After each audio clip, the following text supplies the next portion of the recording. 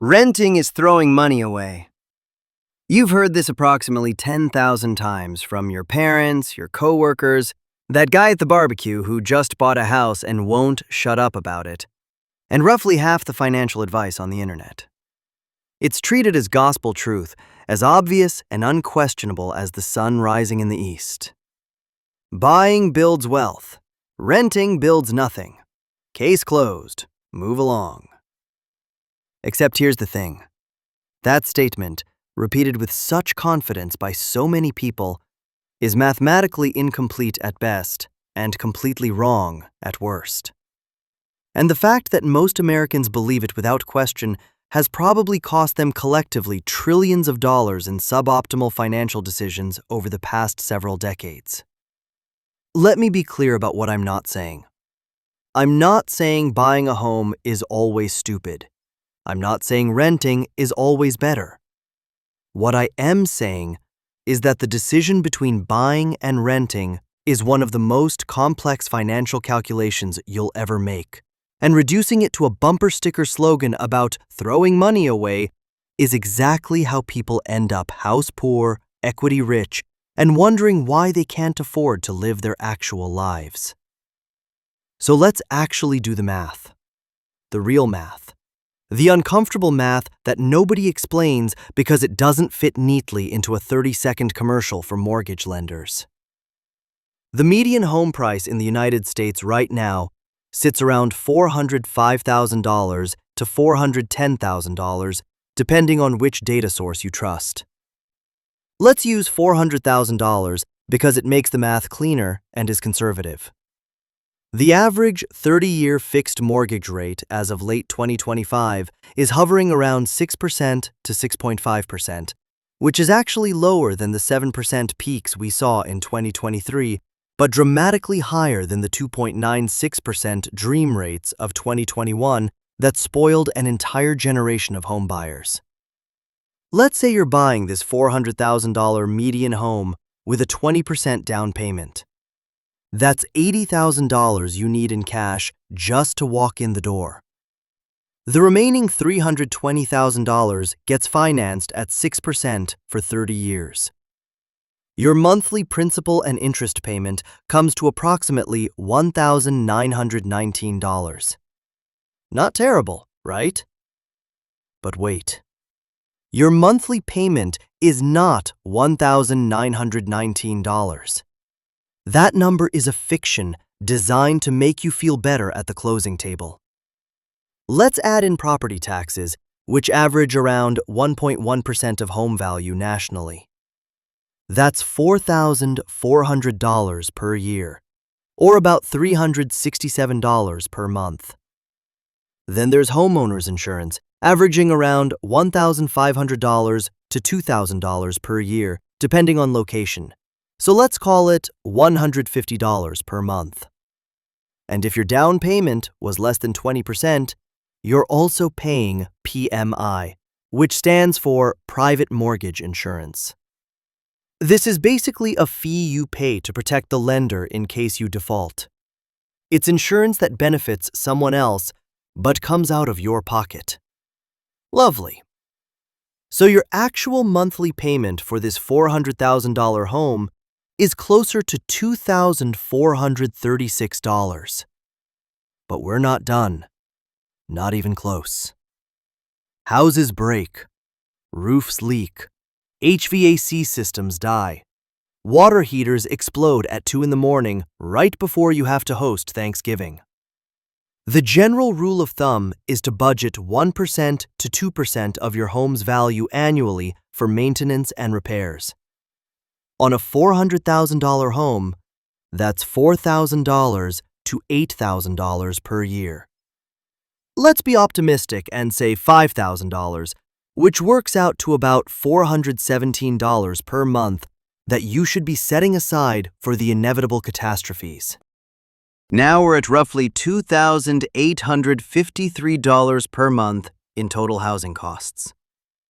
And I still haven't mentioned the opportunity cost of that $80,000 down payment, closing costs that typically run 2% to 5% of the purchase price, or the countless small expenses of home ownership that renters never think about. lawn care, snow removal, HOA fees in many communities, higher utility costs because houses are typically larger than apartments, and the general reality that when something breaks, there's no landlord to call. Compare this to renting. The average rent in America for a one-bedroom apartment is around $1,450 to $1,500 per month. For a two-bedroom, you're looking at roughly $1,700 to $1,800. The national median rent, according to Apartment List data from late 2025, stands at about $1,356 for all apartment types, though this varies enormously by location. Let's say you rent something comparable to that house for $2,000 per month, which is actually quite generous given that rental properties are often smaller than purchased homes. Add renter's insurance at maybe $20 per month, and your total monthly housing cost is $2,020. Here's something else that almost never gets mentioned. When you rent, your housing costs are completely predictable and capped. Your lease specifies exactly what you owe each month. Yes, rent can increase when you renew, typically by 3% to 5% annually in most markets. But a landlord can't call you at midnight and tell you that the furnace replacement just added $8,000 to your annual housing costs. That predictability has real value, especially for people building careers or raising families on tight budgets. The homeowner is paying $833 more per month than the renter. That's $9,996 per year. Over 10 years, that's nearly $100,000 in additional cash outflow for the privilege of owning rather than renting. And remember, this assumes average maintenance costs. If you buy an older home or get unlucky with major repairs, that gap widens substantially. But wait, the homeownership enthusiasts will say, you're building equity. The money you pay on a mortgage comes back to you, while rent just disappears into your landlord's pocket. This is where the math gets interesting and where most people completely lose the plot.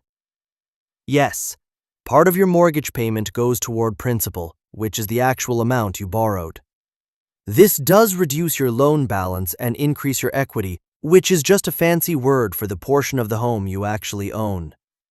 But in the early years of a 30-year mortgage, the split between principal and interest is absolutely brutal.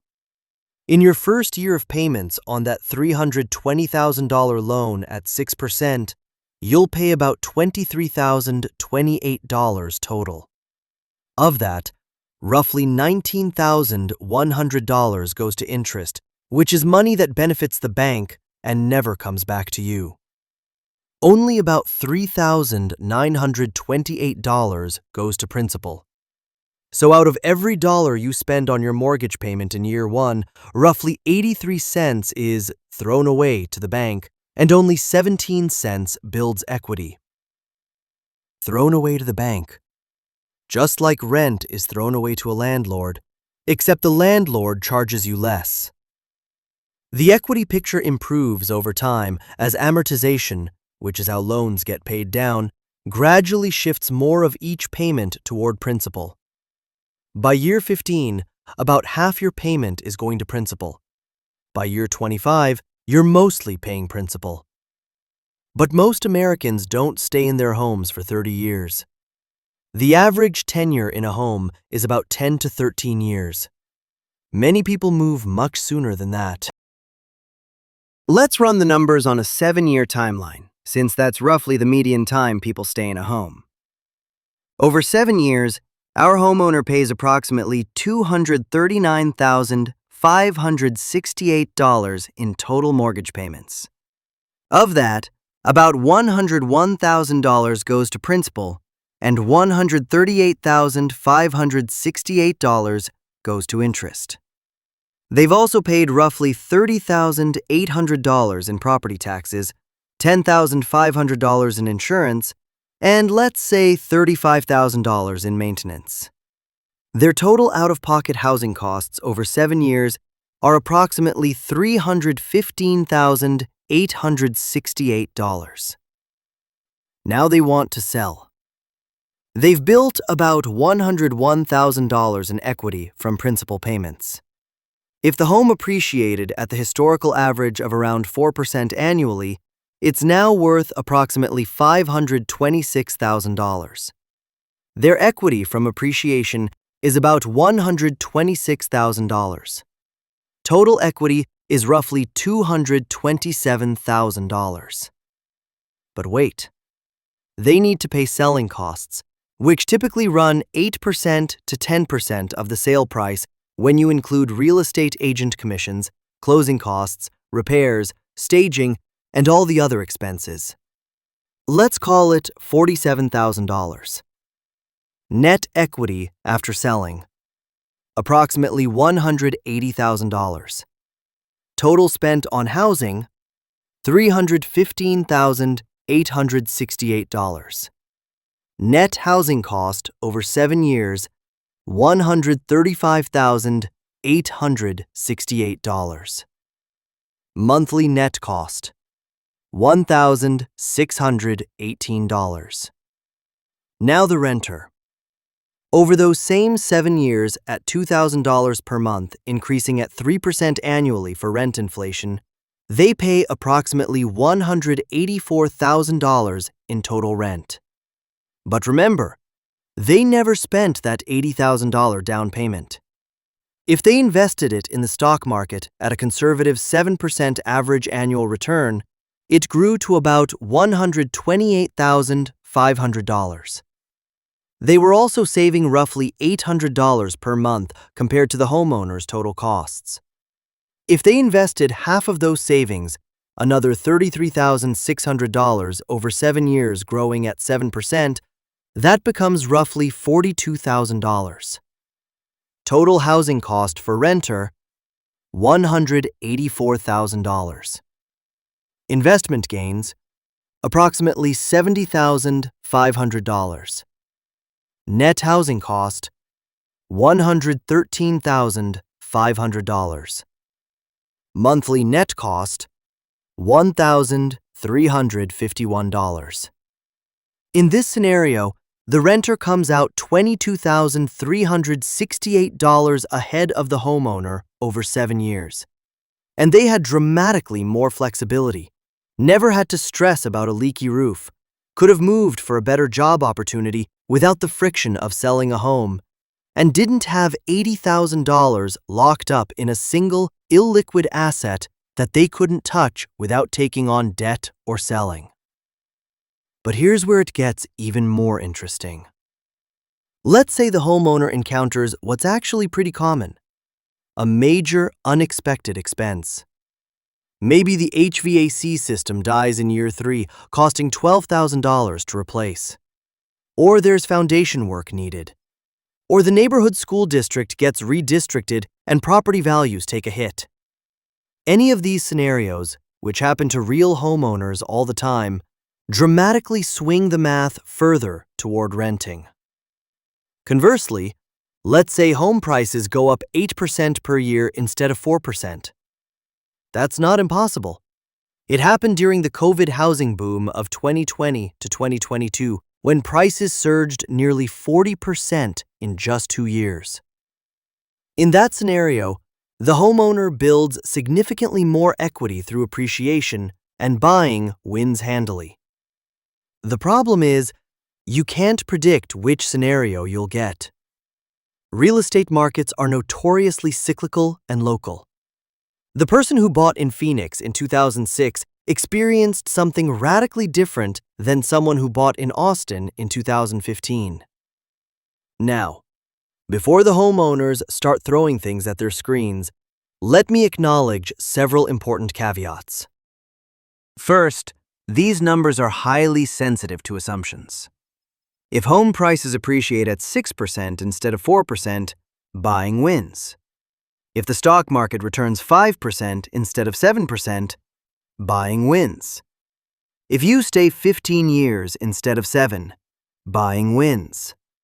If mortgage rates drop and you refinance, buying wins.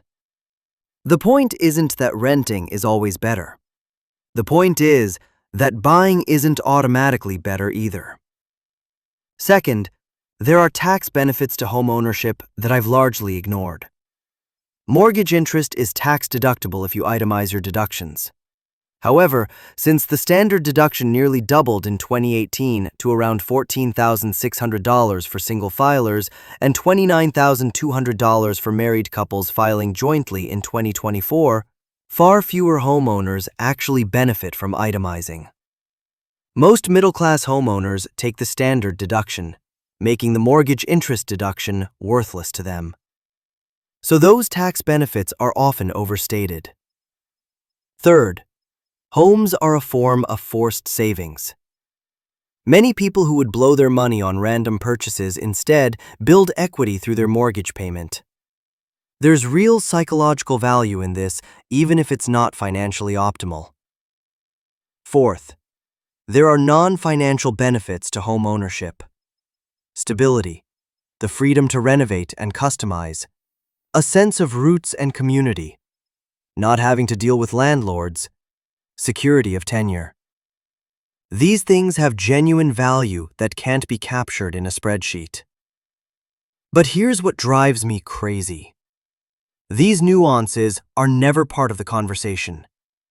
Instead, we get renting is throwing money away repeated ad nauseum until people feel guilty for not buying homes they can't actually afford. Young couples stretch to buy houses at the edge of their budget because they've internalized the shame of renting. They become house poor, which is a condition where so much of your income goes to housing that you can't save, invest, travel, or enjoy life. Their home becomes a prison made of drywall and good intentions. And the people telling them to buy? Real estate agents who earn commissions on sales. Mortgage lenders who make money on loans. Parents who bought homes in 1985 when the median price was $82,500 and have no idea how the math has changed. Financial influencers who don't do actual calculations but know that buy a home content gets engagement. The truth is that whether buying or renting makes more sense depends entirely on your specific situation. Let me give you a framework for thinking about it. Buying probably makes sense if you plan to stay in one place for at least 5 to 7 years or longer, have a stable income and emergency fund, can afford a 20% down payment without depleting your savings, have already maxed out tax-advantaged retirement accounts like 401s and IRAs, are buying in a market where the price-to-rent ratio makes ownership economical, and genuinely want the responsibilities and benefits of home ownership. The price-to-rent ratio, by the way, is a useful shortcut. Take the home price and divide it by the annual rent for a comparable property. If the ratio is under 15, buying is probably favorable. If it's between 15 and 20, it's roughly a wash. Above 20, renting usually wins financially. In many coastal cities, this ratio exceeds 25 or 30, making renting the clear mathematical winner despite what your real estate agent neighbor keeps telling you. Renting probably makes sense if you might move within the next 3 to 5 years for career opportunities, relationship changes, or lifestyle preferences. If you want to invest your would-be down payment in diversified assets rather than a single property, if you value flexibility and freedom from maintenance hassles, if you're in an expensive market where the price-to-rent ratio is extreme, or if buying would require you to stretch your budget uncomfortably thin. Let me give you a concrete example of that last point. Financial advisors generally recommend keeping your total housing costs below 28% of your gross income. On the $400,000 house we've been discussing, with total monthly costs around $2,853, you'd need a household income of at least $122,000 to hit that threshold. The median household income in America is about $80,000 to $82,000. See the problem? For the median American family, buying the median home means spending 35% or more of gross income on housing.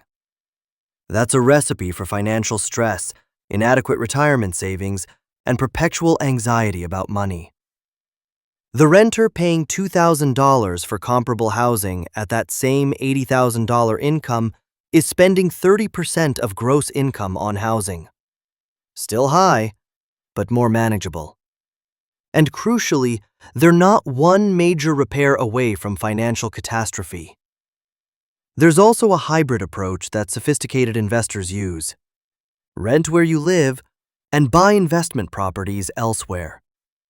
This lets you live in a high cost of living city for career reasons while owning cash-flowing rental properties in affordable markets. You get the flexibility of renting and the wealth building of real estate ownership without tying the two together. It requires more financial sophistication and active management, but it's a strategy that many wealthy real estate investors actually use, even if they'd never admit it at cocktail parties. I want to address one more psychological dimension of this debate. Americans have an almost religious attachment to home ownership. It's woven into our national identity, reinforced by decades of government policy that subsidizes home owning over renting through mortgage interest deductions, capital gains exemptions, and government-backed loan programs. We've been told that home ownership is the American dream, that it's how the middle class builds wealth, that it's what responsible adults do. But this narrative was manufactured. After World War II, the government needed to house millions of returning soldiers and their families. They created programs like the GI Bill and Fannie Mae to make mortgages accessible to average Americans. The real estate and banking industries discovered that home ownership was enormously profitable for them. They spent decades marketing the dream, and here we are, unable to separate our identity from our housing arrangements. Meanwhile, in places like Germany and Switzerland, countries with very high standards of living, the majority of people rent their entire lives. The home ownership rate in Germany is around 50%, compared to about 65% in the US. German renters have strong legal protections, long-term leases, and none of the social stigma Americans attach to renting. They invest their money in diversified portfolios rather than single properties and retire just fine. The point isn't that the American approach is wrong and the European approach is right. The point is that the right answer depends on economics, personal circumstances, and cultural assumptions that we rarely examine. The people who confidently tell you that buying is always better have usually never run the actual numbers. So where does this leave you? If you're considering buying a home, I beg you to do the math for your specific situation. Use a rent versus buy calculator. Several, actually, since they make different assumptions. Input your actual numbers. Look at the break-even timeline. Consider what happens if you move sooner than expected, if home prices stagnate, if your income changes. Think about what that down payment could do invested in index funds over the same period. If buying still wins after you've pressure-tested the assumptions, buy with confidence. You've made an informed decision. If renting wins, or it's close, rent without guilt. You're not throwing money away. You're buying flexibility, freedom from maintenance stress, and the liquidity to invest elsewhere. Your landlord isn't getting rich off you. They're providing a service at a market-clearing price, just like every other business transaction in your life. The real wealth destruction happens not from renting or from buying, but from making either decision based on social pressure rather than mathematics. The person who buys too much house and becomes house poor is worse off than the renter who invests the difference. The person who rents in a favorable market and invests their down payment wisely is better off than the homeowner who overpaid at the peak of a bubble. Housing is shelter. It's where you sleep, eat, and live your life. Whether you own it or rent it matters far less than whether you can afford it comfortably, whether it serves your life goals, and whether you're making conscious decisions about your money rather than following scripts written by industries that profit from your choices. The question isn't whether renting is throwing money away. The question is, what kind of life you want to live, how much flexibility you need, how long you'll stay put, and what the actual numbers say for your situation. Do the math. Ignore the guilt. Make the choice that's actually right for you. And the next time someone tells you that renting is throwing money away, feel free to ask them if they've run a net present value analysis comparing the total cost of ownership, including opportunity costs, against the alternative of renting and investing. I promise you they haven't. And their silence will tell you everything you need to know about the quality of their financial advice.